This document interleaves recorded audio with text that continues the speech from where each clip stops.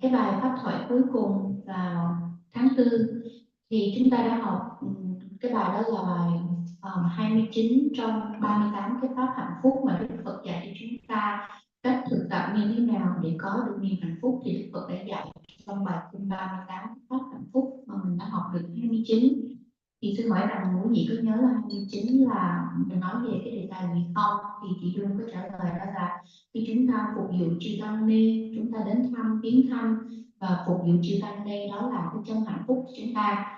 Thì trong cái bài pháp đó sư đã dạy cho chúng ta biết là chư tăng là ni như thế nào, tăng như thế nào và cái nhiệm vụ của họ như thế nào, và họ có trách nhiệm gì đối với Phật tử chúng ta, và ngược lại chúng ta là Phật tử thì chúng ta phải có trách nhiệm gì đối với chư tăng ni. Và hôm nay đề tài hôm nay sư sẽ dạy cho chúng ta đó là 10 cái phẩm hạnh của một người cư sĩ mà nên có, nên buông bồi trong chúng ta. Right. Among those 10 qualities, the first one is, hope you can see. So the first one is to stand by the Sangha in times of prosperity or adversity. So in times of prosperity and adversity, the ability to stand by the Sangha. What is prosperity and what is adversity? So in simple words, during the good times and bad times, right? So all of we have prosperous times, and at the same time, all of us have difficult times. During all those times, standing by the Sangha is a noble quality of a devout disciple. All of you know who is Sangha? Monks and nuns, right? Then, do you think that you have that quality do you stand by the Sangha when they are in good times and bad times?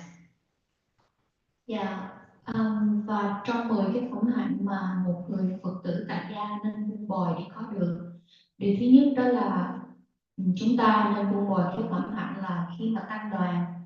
Thì tăng đoàn là gồm có ai? Sư dạy là tăng đoàn thì gồm có tăng ni hoặc là tu nữ. Thì trong tăng đoàn mà khi có chuyện như là thăng trầm trong tăng đoàn, thì khi thịnh vượng cũng như là khi thất bại, khi không có tiếng xấu, hoặc là những cái thời gian tốt hay xấu, thì mình vẫn đứng cạnh tăng đoàn, mình ủng hộ tăng đoàn, mình cho người ta cái sự cổ vũ của mình, đứng bên cạnh. Thì sư hỏi rằng là mình có cái phẩm hạnh hay không trong chính chúng ta, mình có đứng cạnh cái tăng đoàn để hỗ trợ, giúp đỡ trong những lúc thăng trầm của tăng đoàn hay không? Quý vị trả lời đi, con sẽ dịch lại. Vâng or không? Yes, right? Well, let's see. I'm going to check when such kind of time is there. Hopefully we won't have a difficult time. Right. So a good upasaka always thinks about the continuation of dharma. If the sangha is there, then it helps to continue the dharma for a long time. When in India, we had big pagodas, huge temples, and everything, but they lost Buddhism. Why? Because they lost monks and nuns, good monks and nuns. Whenever they lost good monks and nuns due to various invasions, dharma disappeared from the very land where it began. Right? So until Anagari Dharmapala went from Sri Lanka and saved all the sacred places, right? He went to India alone, and then he fought for the Buddhists in the world, and then he had to go through so many things, and finally he saved the birthplace of the Buddha, and the place that Buddha became enlightened, and then the first place where Buddha gave his first teaching, and then the place that Buddha passed away. He saved all those kinds of places and other places. So, so in early 1900s, until Who's this that again? In this, Anagarika Dharmapal. You who's can that? Anagarika Dharmapal is the one who saved all those sacred places. That's why all the Buddhists can go and visit all those places. Yeah. He saved or he sailed to do it? He saved. He saved. Yeah. He filed court cases and they were under various kinds of priests, right? Hindu priests. But Anagarika Dharmapal went and showed, with the help of archaeological investigations, results of archaeological investigation, he proved that those places belong to the Buddhist people, and then by that way he created Mahabodhi Society in India, and then he took all those places under the control of Mahabodhi Society. Now all those places are governed by Mahabodhi Society of India. What's his name in Vietnamese? Do you recognize the full name? No, Anagarika Dharmapal. I don't recognize his name. Okay, that's very fine. Is he a scholar? He's a scholar. He came to Chicago for the first Interreligious Council, the Theosophical Council. And he's the one who gave the teaching, the lecture on behalf of the Buddhists. Right? Then various kinds of American people were moved, and they also helped him in that process. So, so Mary Foster from Honolulu, and from San Francisco, Mary Blavatsky and Colonel Henry C. Lolcott, all of them went to Sri Lanka and started helping him. So they became Buddhists, and then they started helping him, and that's how we got the financial ability to fight, right, peacefully. Yeah, it's a long story. I will teach it about that later on. Dạ và hồi nãy xin hỏi chúng ta là khi tăng đoàn có chuyện á, thì mình có bảo vệ ủng hộ và đứng bên cạnh hay không, thì là xin nói là lý do mà mình nên bảo vệ tăng đoàn là bởi vì là cái nhiệm vụ của tăng chúng là để giữ gìn giáo pháp, những lời dạy của Đức Phật được trường tồn. Nếu như mà tăng đoàn các vị chư tăng hoặc ni hay là tu nữ không còn nữa thì giáo pháp sẽ biến mất trên cõi đời này. Và cũng như chúng ta đã thấy bên Ấn Độ, mặc dù họ có những là chùa cao tượng lớn, những tháp, nhưng mà lại vắng bóng chư tăng vì họ mất những cái chư tăng đi bên đó, cho nên là giáo pháp dường như bị biến mất khỏi Ấn Độ. Cho nên là khi tăng đoàn còn thì giáo pháp còn, cho nên là mình là Phật tử tại gia thì có trách nhiệm bảo vệ tăng đoàn. Và có câu chuyện sư kể, con tóm tắt lại là có một vị học giảในthời đó là 1900, thì ông đã giữ được cái tứ động tâm ở bên Ấn Độ cho tới hôm nay, cho nên là cũng nhờ vì đó mà chúng ta có được tứ động tâm để chúng ta đến thăm viếng và biết được Đức Phật đã đản sanh ở đâu, thành đạo ở đâu, và xuất gia ở đâu và nhập niết bàn ở đâu. Cho nên là tứ động tâm đó là do cái vị học giả đó, ông ta đã cứu được 4 trọng tâm và giữ lại cho tới ngày nay. Cho nên là nhiệm vụ của một người Phật tử để bảo vệ giáo pháp là chúng ta có trách nhiệm bảo vệ tăng đoàn, vì có tăng đoàn giáo pháp mới trường tồn được. Right. Even during the Buddha's time, so there were bad times. Once, when Buddha's teaching was so spreading all over India, so faster, the other religious so certain groups who were popular at that time, they were jealous of the Buddha. So what they did was they created conspiracies to spread bad words about the Buddha. Once they asked someone called Sundari, one of their very young, beautiful disciple, female disciple. So, and then they asked to go regularly to visit the Buddha, not to listen to his Dhamma teaching, just enter the temple and come back like that. Then later on, she killed that lady. Bribing a group of contract killers, right? That's the word nowadays. Contract killers, uh, and then uh, they asked those contract killers to hide the body of Sundari at the place where the flowers were dumped. So people brought flowers to offer the Buddha, right? So you can understand thousands and thousands of people came, and how many flowers they would have brought every day. There would have been a lot, right? So there was a particular place in Jetwanaram temple where they dumped the flowers, right? So Sundari's body was hidden inside the place where they dumped the flowers. And on the following day, those religious teachers went to the king and said and complained, saying they are devoted Sundaris, so not visible. She has disappeared, and they don't have any trace about her.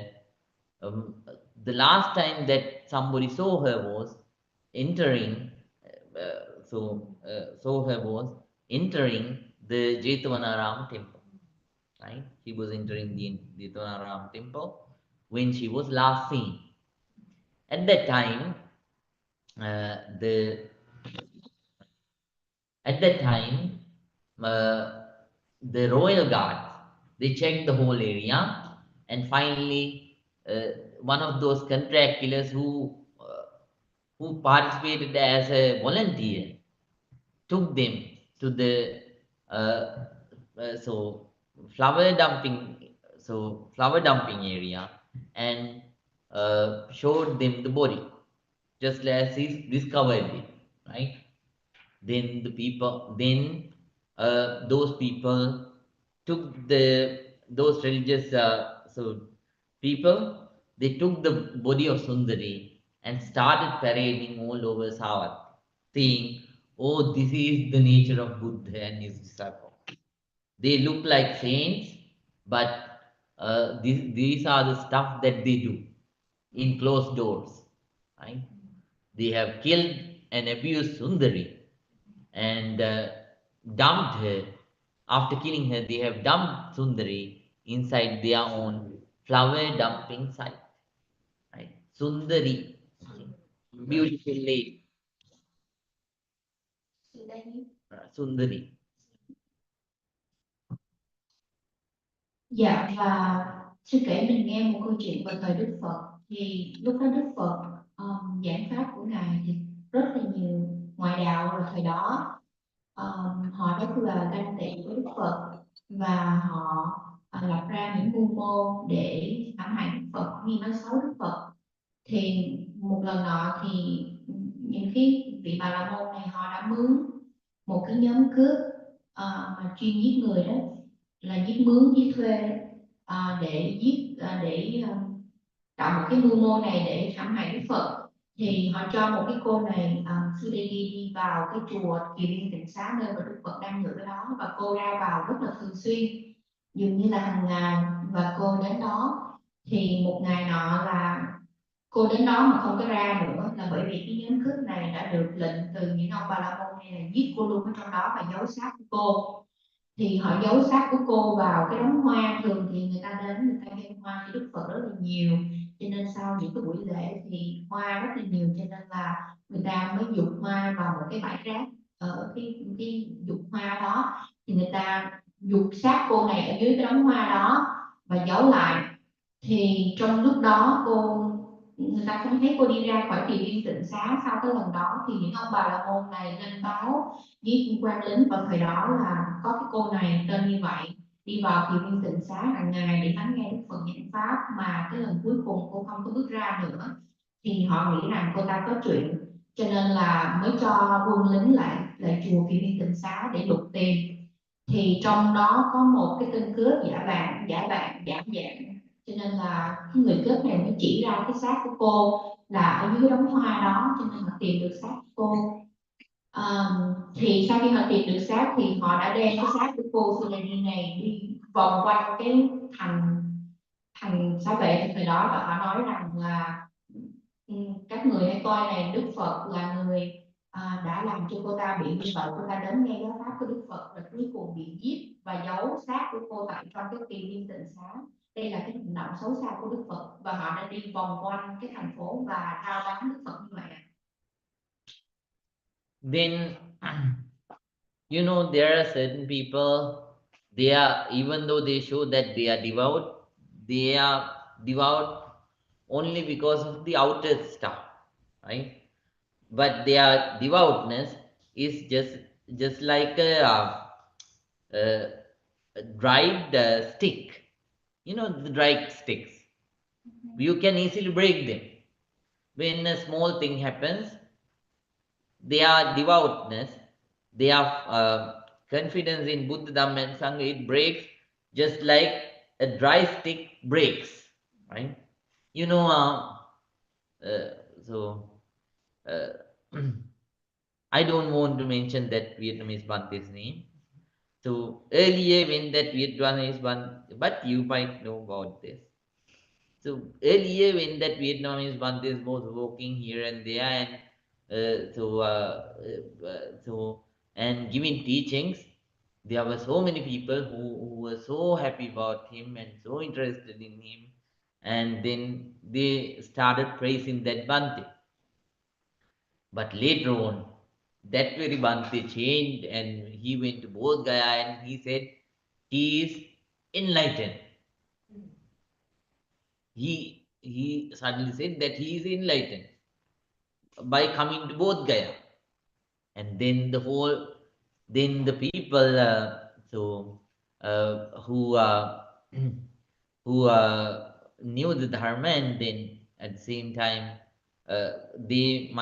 their confidence in the sangha might have not broken, but so seeing the aftermath incidents, right? So the other people who were very pleasant about the very same monk started criticizing all kinds of sanghas, all the sanghas, saying that all the monks are fake, right? So you know, it is true that by walking, anybody won't become enlightened, right? So uh, somebody has to practice Dhamma deeply to become enlightened. If not, all the postmen in the world, they should have become enlightened, right? Throughout their life, what they do is they walk, right? So it's like that. Then somehow, uh, but in the real devout disciple's mind won't change because of a change of one monk or a nun, right? So you might hear bad about one monk or one nun, but it's an individual and personal incident.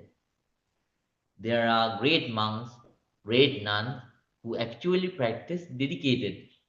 So their saddha, their devotion, their confidence in Triple Gym, it won't break, right? Even though a monk or a nun changes and acts against the Dhamma and Vinaya, Buddha's teaching and the disciplinary code of monks and nuns. So there were such kind of people who really knew the nature of the Buddha, Dhamma, and Sangha. They went to the Buddha and told, "O Buddha, right now it is not wise to go out and collect food. So ask for food. Therefore, please stay inside until the truth is the truth get discovered by the king. King is working on it. He knows that You are not fault here. You are not the guilt.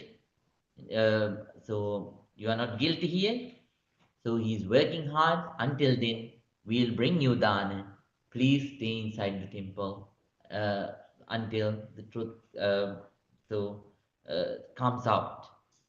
So then, thanks to those devout people, Buddha and the other Bhantes stayed inside and they kept on practicing. Later on, even though they went outside, when people criticized Buddha, Dhamma, and Sangha, then Buddha asked the monks to utter this line to everyone.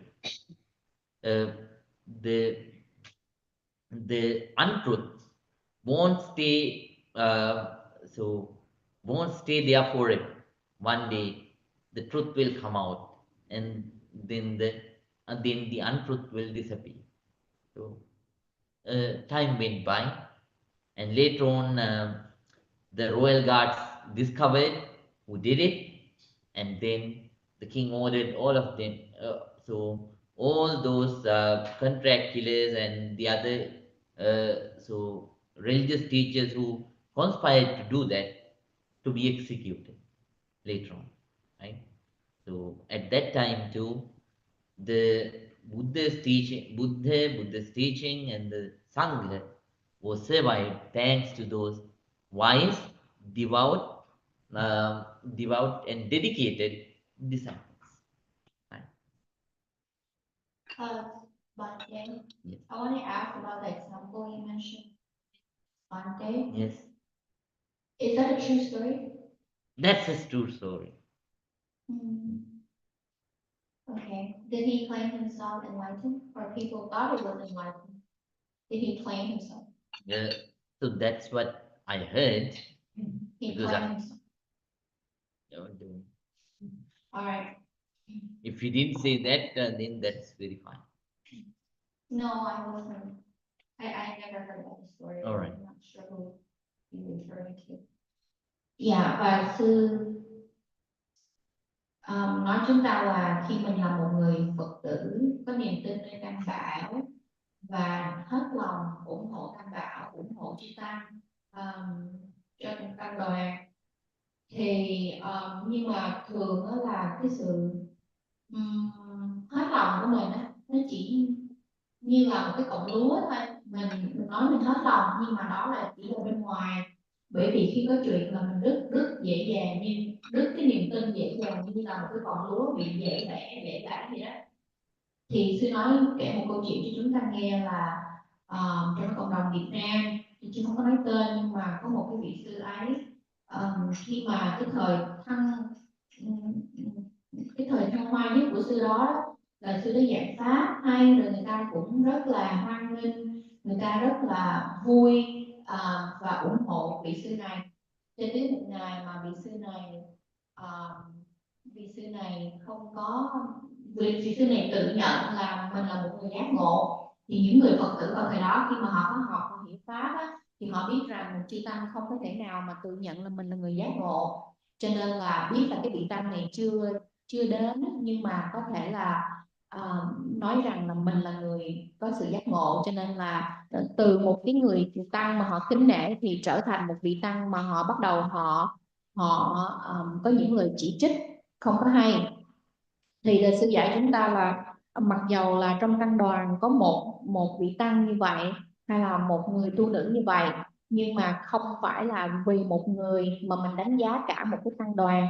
Trong tăng đoàn thì cũng có những người theo luật của Đức Phật, có giới, có định, có tuệ, chứ không phải ai cũng như vậy hết. Cho nên mình đừng có đánh giá một vị Tăng cho cả một cái tăng đoàn qua một vị Tăng đó. Cho nên là nếu một người thực sự Phật tử mà thực sự có niềm tin vững chắc nơi Tam Bảo, thì khi những cái sự thăng trầm trong tăng đoàn như vậy, hoặc là mình gặp một cái vị Tăng mà không có giới đức, thì mình cũng sẽ không có đánh giá cả một cái tăng đoàn. Và trở lại câu chuyện vào thời Đức Phật, ngay cái kỳ viên tịnh xá, vào lúc mà Đức Phật bị một cái nhóm đạo sĩ đó vu khống về cái vụ giết người của cô đó, thì có một nhóm Phật tử vào thời đó rất là ủng hộ Đức Phật và họ hiểu giáo pháp, họ có lòng tin tuyệt đối nơi Tam Bảo, cho nên họ đến Kỳ Viên Tịnh Xá và họ thưa với Đức Phật rằng là hiện giờ là không có thích hợp cho Đức Thế Tôn hoặc đệ tử của Đức Thế Tôn đi ra ngoài thành để mà khất thực, cho nên là họ đã đem Phật thực đến và ủng hộ Đức Phật ở tại Kỳ Viên Tịnh Xá, không có đi ra ngoài. Cho nên nhờ những Phật tử này mà Đức Phật và chư tăng ở trong Kỳ Viên Tịnh Xá đã được sự cung cấp của họ và có thể ở đó để chờ cho những cái tin tức từ cái sự giết người của cô này qua đi. Thì Đức Phật dạy chư tăng là cứ an tâm thực tập giáo pháp, là bởi vì những cái sự thật mà không có đúng thì nó sẽ không tồn tại qua thời gian, rồi cuối cùng sự thật cũng sẽ được phơi bày. Thì đúng như Đức Phật đã dạy chư tỳ khưu của ngài, sau một thời gian điều tra thì quan lính vào thời đó đã tìm được cái người giết người, cũng như là một cái nhóm đạo sĩ đã thông đồng với nhau và mướn cái nhóm cướp này, thì họ đã tìm ra được và đã xử trảm hoặc là xử họ và theo đúng luật cái thời đó. Cho nên là sư lặp lại câu chuyện này để nhắc nhở cho chúng ta là khi chúng ta có lòng tin tuyệt đối nơi Tam Bảo, ủng hộ tăng đoàn trong lúc thăng trầm, thì cái việc này được thể hiện qua câu chuyện về Đức Phật vào thời đó, cũng nhờ một nhóm Phật tử vào thời đó ủng hộ cung cấp vật thực cho chư tăng cũng như Đức Phật trong cái chùa Kỳ Viên Tịnh Xá, thì để cho họ vẫn tiếp tục thực tập mà không phải đi ra ngoài khất thực để mà nhận những cái sự khinh dễ của dân chúng trong thành thời đó. Cho nên cho nên là sư dạy chúng ta, một người Phật tử có đức tin chân chánh nơi Tam Bảo mình có nên đánh trưởng giảng một cái tăng đoàn. Đó là lời dạy của sư ạ. Right. Then that's the nature of real devotee. Devotee. They always stand with the wholesome, practicing, dedicated sangha, whatever it happens, right? They stay loyal and devout. That's why Buddha's teaching came all the way up to now. So then so I have to leave at 10:15. So I will teach the other ones, other 9 in the next month, right? So then now all of you know about the first quality of good good practitioners, good lay Buddhists, right? Whatever it happens, they stay with the Sangha and they support the Sangha whenever there are difficult times. So whenever you have difficult times or good times, during all those times, they stay together, right? Okay. If it is a good time, they rejoice about having good time. If there is difficult time, they support and help to sustain and safeguard Buddha's teaching. Because those devotees actually know. Just like they got benefited because of this Dhamma. Right? If the Sangha is there, Buddha and Dhamma will also prevail. And then because they prevail for a long period of time, they will, so Buddha, Dhamma and Sangha will help more and more people in the future, just like Buddha, Dhamma and Sangha helped them in this very life. Right? And at the same time, in the future lives, if you become monk, if you become human beings, then at those lives too, we gain the ability to meet the Dhamma and practice it if we help the monks to sustain. If they sustain, good monks and nuns sustain, then the Dharma and the Buddha will sustain. Right? Understanding that they stand by the Sangha all the time, and then they help them to practice and develop in Dharma so as they can.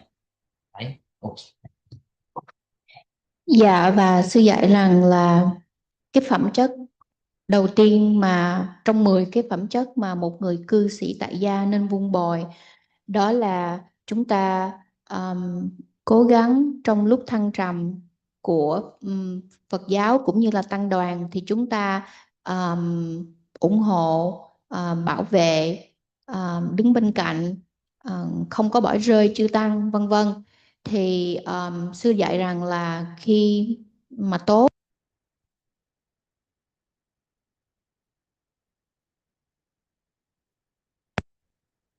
và lý do mà chúng ta cần phải làm như vậy là bởi vì nó giúp duy trì cái lời dạy của Đức Phật cũng như giáo pháp của Đức Phật. Có chư tăng thì có Đức Phật và có giáo pháp của Ngài. Và lý do mà mình cần phải bảo vệ cái tăng đoàn là bởi vì là thí dụ kiếp này mình bảo vệ tăng đoàn thì mai mốt trong tương lai khi chúng ta tái sanh mà được làm người trở lại thì chúng ta có thể có duyên gặp được Phật Pháp trở lại, là bởi vì chúng ta đã gieo cái hột giống là chúng ta duy trì được Phật giáo cho tới cái ngày trong tương lai mà chúng ta tái sanh làm người, chúng ta sẽ gặp lại Phật giáo để biết lời dạy của Đức Phật và để thực tập. Cho nên là khi chúng ta bảo vệ tăng đoàn là chúng ta giúp duy trì được lời dạy của Đức Bổn Sư. Và vì sư phải rời đây 10 giờ 15 cho nên sư kết thúc bài pháp thoại ở đây. Và con nhắc lại là cái phẩm hạnh đầu tiên của một người Phật tử đó là giúp đỡ ở bên cạnh tăng đoàn trong lúc vinh hoa cũng như trong lúc mà thăng trầm của cuộc sống. Cho nên là vì mình giúp duy trì tăng đoàn thì mình giúp duy trì giáo pháp của Đức Phật. Nhà sư xin kết thúc bài pháp thoại ở đây ạ. Sa thú, sa thú, sa thú. Right. Let's conclude. Now, everyone, please think together. Today, too, we got together and listened to this precious, noble Dhamma. And by that, we accumulated a lot of positive energy. By the power of all this positive energy, may all our troubles and difficulties, may all the good things happen in our lives. So, finally, may this positive energy be helpful for all of us, for the divine beings, for all the departed relatives, and for all of us to attain real peace, real happiness, Nibbana. Sa thú, sa thú, sa thú. Và xin nói rằng ngày hôm nay chúng ta đến đây, chúng ta thọ tam quy ngũ giới, nghe Pháp, và chúng ta gặt hái được nhiều kết quả lợi lạc. Và chúng ta cũng không quên hồi hướng hết những cái phước báo này, cầu mong cho tất cả chúng ta những cái rủi ro tai hại không đến với chúng ta, những điều tốt đẹp đến với tất cả chúng ta. Chúng ta cũng không quên chia phước đến tất cả chư thiên, cũng như là hồi hướng đến tất cả thân bằng quyến thuộc đã quá vãng, và mong cho tất cả chúng ta ở đây cũng như tất cả chư thiên thân bằng quyến thuộc quá vãng và tất cả chúng ta đều được có sự lợi lạc từ việc lắng nghe giáo pháp, thực tập giáo pháp để có được một niềm hạnh phúc chân thật cao thượng, chiêm nghiệm được niết bàn. Và sư kết thúc bài pháp thoại ở đây. Sa thú, sa thú, sa thú. Please concentrate.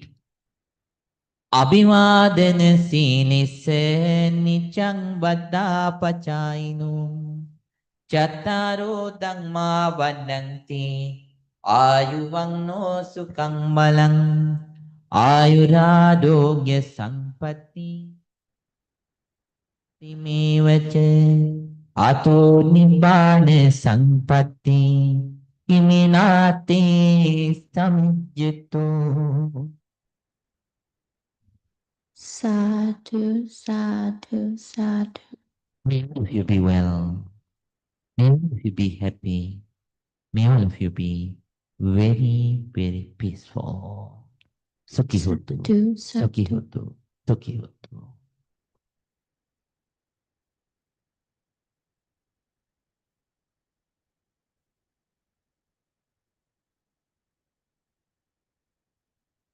All the good happen to you and to you.